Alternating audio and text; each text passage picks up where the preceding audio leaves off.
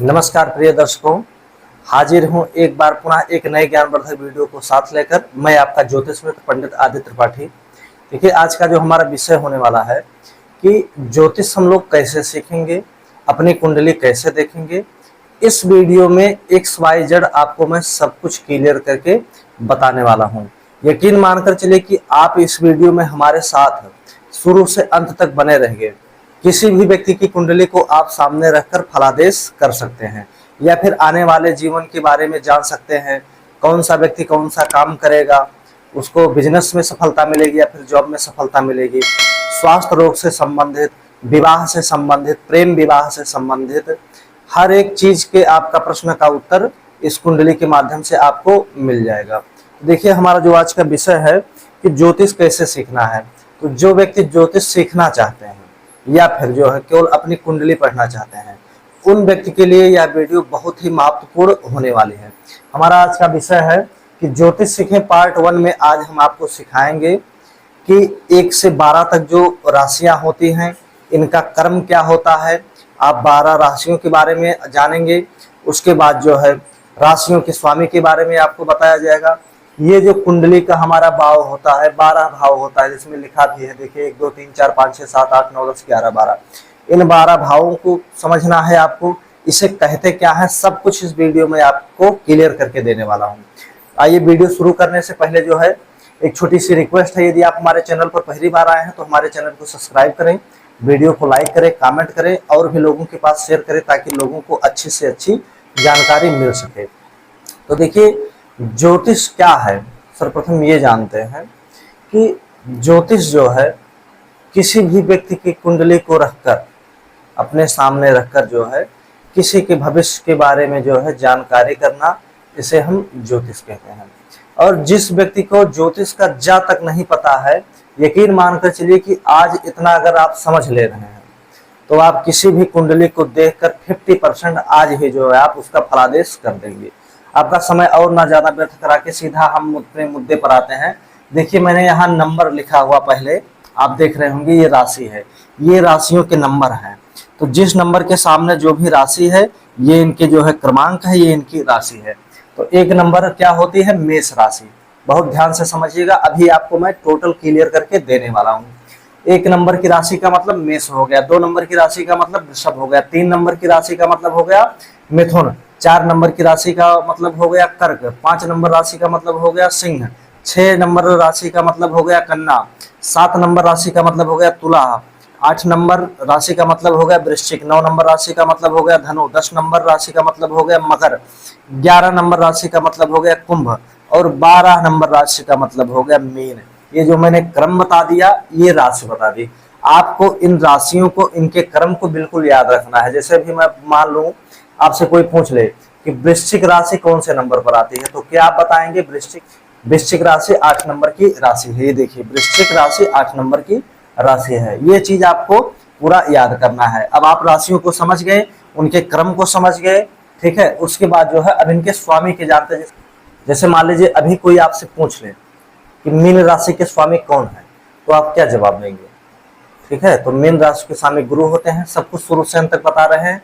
मेष राशि के स्वामी जो है मंगल होते हैं, वृषभ राशि के स्वामी शुक्र होते हैं और मिथुन राशि के स्वामी बुध होते हैं, कर्क राशि के स्वामी जो है चंद्रमा होते हैं, सिंह राशि के स्वामी सूर्य होते हैं, कन्या राशि के स्वामी जो है बुध होते हैं, तुला राशि के स्वामी शुक्र होते हैं, वृश्चिक राशि के स्वामी मंगल होते हैं, धनु राशि के स्वामी गुरु होते हैं, मकर राशि के स्वामी शनि होते हैं और कुंभ राशि के भी स्वामी शनि होते हैं, मीन राशि के स्वामी गुरु होते हैं। यानी कि इन 12 राशियों में केवल चंद्रमा और सूर्य ऐसे ही जो है ग्रह हैं जिनको केवल एक राशि मिली है। बाकी जितने भी ग्रह हैं उनको 2 राशियां मिली हैं। आप लोग देख रहे होंगे यहाँ मंगल है, मेष राशि जो है मंगल लिखा है, तो यहाँ 8 नंबर की राशि, यहाँ भी मंगल है, ठीक है। यहाँ 2 नंबर की राशि वृषभ के स्वामी शुक्र हैं, तो जो है 7 नंबर यानी तुला राशि के स्वामी भी शुक्र हैं।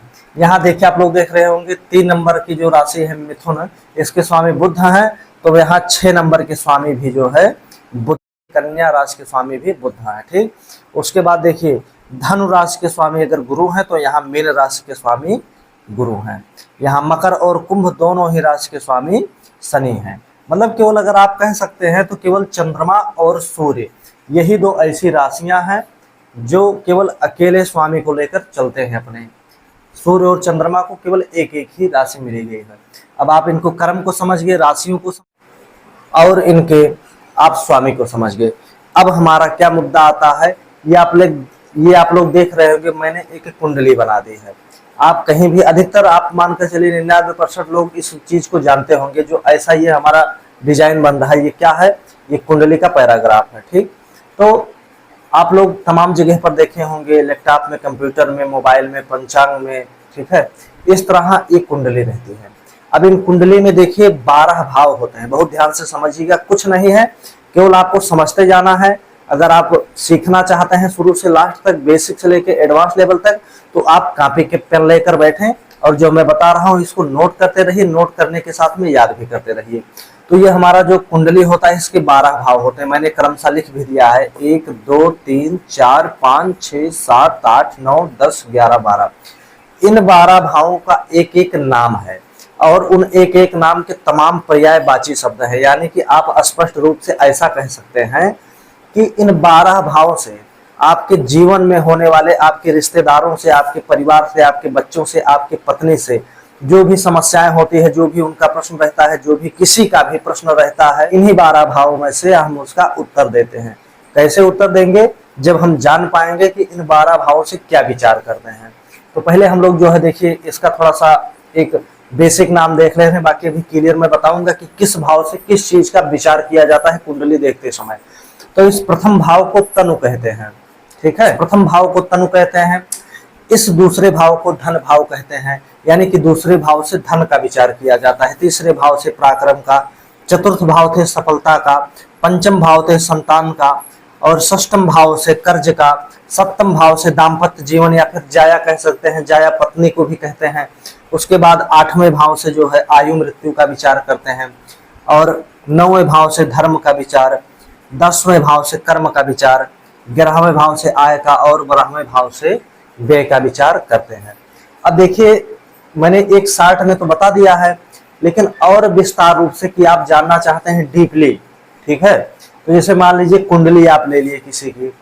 अब सबसे पहले आप उसको देखिए, इस प्रथम भाव को, इसको लग्न कहते हैं। देखिए मैंने यहाँ ला लिख भी दिया है। ठीक, अब इस लग्न को, ठीक है, प्रथम भाव से विशेषता, जो जिस व्यक्ति की कुंडली रहेगी उसका रंग, स्वरूप, आकृति, प्राकृति, स्वभाव, उसका स्वभाव कैसा है, नेचर कैसा है।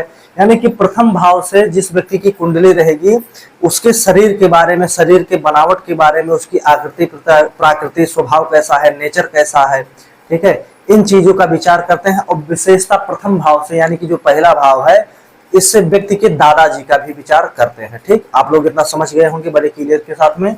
उसके बाद दूसरा जो भाव होता है जहां धन लिखा हुआ है, आप लोग देख रहे होंगे, इस दूसरे भाव से हमको धन का, बाड़ी का, खजाना का, मणि मुक्ता का, संचित धन का, एक्सीडेंट का, दलाली का, खजाना का, कोष का, ठीक है, नाक का, और जो है आंख का विचार करते हैं। और परिवार का विचार करते हैं, रिश्तेदारों का विचार करते हैं, अपने कुटुंब का विचार करते हैं, जीवन में आप कितना धन कमाएंगे इस द्वितीय भाव से विचार करते हैं। ठीक, कितना आप लोग समझ गए होंगे। उसके बाद जो है तीसरा भाव जो है, तीसरे भाव से जातक के अंदर, व्यक्ति के अंदर कितना जो है मनोबल है, कितना उसका जो है पराक्रम करने की क्षमता है। ठीक है, छोटे भाइयों का, मित्रों का, भाइयों का, छोटी बहनों का, ठीक है, आपके साहस का, इन सभी चीजों का विचार कहाँ से करेंगे, तीसरे भाव से करेंगे। जहां सफलता लिखा हुआ आप लोग देख रहे होंगे, चतुर्थ भाव से हमें जो है सफलता का, क्योंकि चतुर्थ भाव जो है माता का भी भाव है, तो सफलता का विचार करेंगे। लग्जरी लाइफ जो आप जीना चाहते हैं, यानी कि किसी कुंडली देख रहे हैं और ये जानना चाहते हैं कि किस हद तक वो अपने जीवन में सुख प्राप्त करेगा, कौन कौन सा लग्जरी जो है लाइफ हो जिएगा। लग्जरी का मतलब कि अच्छा रहन सहन हो गया, बड़ी बड़ी महंगी गाड़ियों का शौक रखने वाला, ठीक है, इत्यादि चीजों का जो है विचार इससे करते हैं। माता का विचार इससे करते हैं, सुख दुख का विचार करते हैं। और विशेषता जो है प्रेम संबंध के लिए जो है इसको भी देखा जाता है, इसको छल कपट का भी भाव करते हैं। जमीन जायदाद का विचार करते हैं, आपको जो है जो आपकी अचल संपत्ति है उसका हैं, ठीक है। गले का और कान का भी विचार यहाँ से कर सकते हैं चतुर्थ भाव से। उसके बाद पंचम भाव से, जैसा मैंने संतान लिखा हुआ है, तो जो है संतान का भाव है, तो आप यहाँ से जो है संतान का विचार करेंगे कि जिस व्यक्ति की कुंडली है उसके कितने संतान होंगे, कब होंगे। प्रेम विवाह देखा जाता है इससे, संतान की शिक्षा दीक्षा देखी जाती है। जिस व्यक्ति की कुंडली है उस व्यक्ति की शिक्षा दीक्षा देखी जाती है, कितना उसके पास ज्ञान होगा, कितना वो धर्म कर्म करेगा, कितना बड़ों का सम्मान देगा, इत्यादि चीज़ों का विचार जो है यहाँ से करेंगे। उसके बाद देखिए, ये जो हमारा 6वां भाव है, इससे हम लोग कर्ज का विचार करेंगे, रिपु का करेंगे, शत्रु का करेंगे, ऋण का करेंगे। विशेषता, कोई चीज़ आप कंपटीशन दे रहे हैं, कंपटीशन में जो है आप पास होंगे कि नहीं पास होंगे, परीक्षा आप जो दे रहे हैं उसमें सफलता मिलेगी कि नहीं, सफलता के लिए भी जो है आपको यहीं से देखना है। और कर्ज, जीवन में आप कितना कर्ज होंगे, कितना कर्ज लिए हैं, ठीक है। आपके शत्रु कितना है, कितने बलवान है, वो भी यहाँ से विचार आपको करना है किसी की कुंडली देखते समय।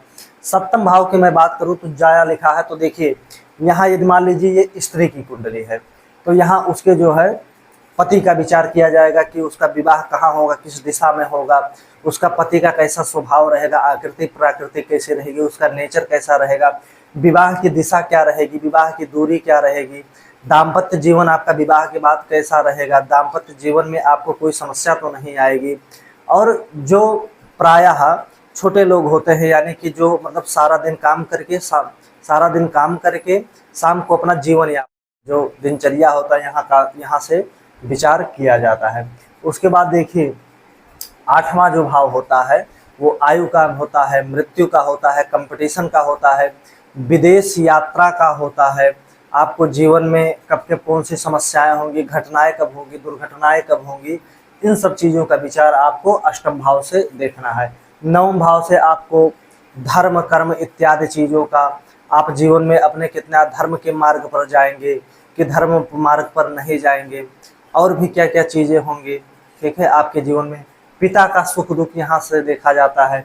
और जिस व्यक्ति की कुंडली है वो व्यक्ति उच्च लेवल का शिक्षा, ठीक है, जैसे मान लीजिए बेसिक शिक्षा का स्थान है, पंचम से पंचम अष्टम द्वादश थ्योरी के अनुसार आप जो है यहाँ से विचार कर सकते हैं जातक का किस लेवल तक बड़े शिक्षा में उसको सफलता मिलेगी, ठीक है।